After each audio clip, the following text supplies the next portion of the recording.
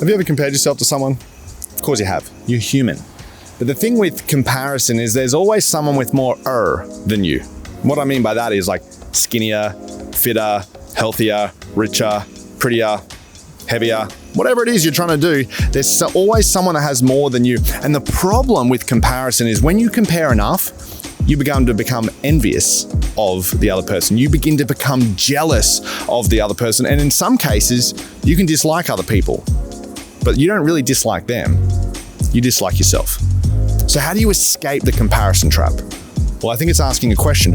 Who or what is your reference point? Is it your neighbor? Is it the people in your friendship group? Is it that influencer that you follow?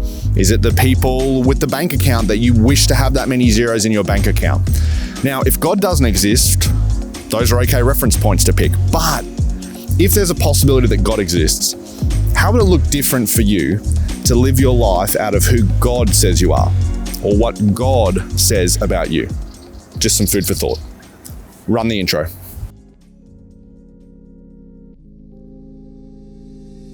One of the wisest people who ever lived, a guy by the name of Solomon, writes that envy rots the bones.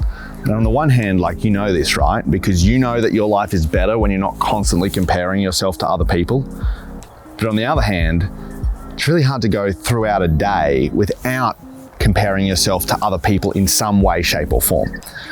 Thankfully, old mate Solomon lets us know how we can escape this comparison trap. Now, Solomon at the time was the king of Israel, and by today's standards, he'd be a trillionaire a couple of times over.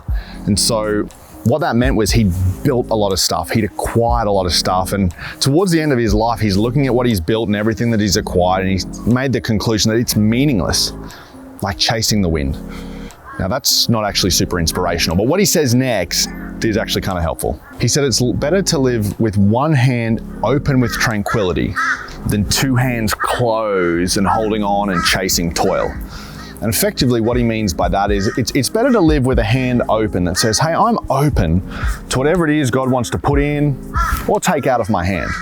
But the problem is when we grab onto things and we hold them tightly, we're constantly seeing what's in our hand and then looking around at other people to go, oh, is in their hand, is that more or less than me? Solomon said that's no way to live.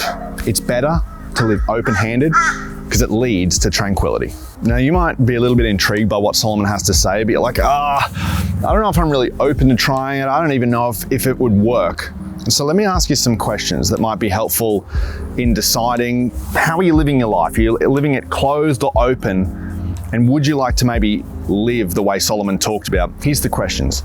Are you exhausted from trying to keep up with fill in the blank? Are you broke from trying to keep up with fill in the blank? Does what other people have prevent you from enjoying what you have? Or does what you lack prevent you from enjoying what you actually have? Don't let comparison steal your joy. Cheers for watching, guys.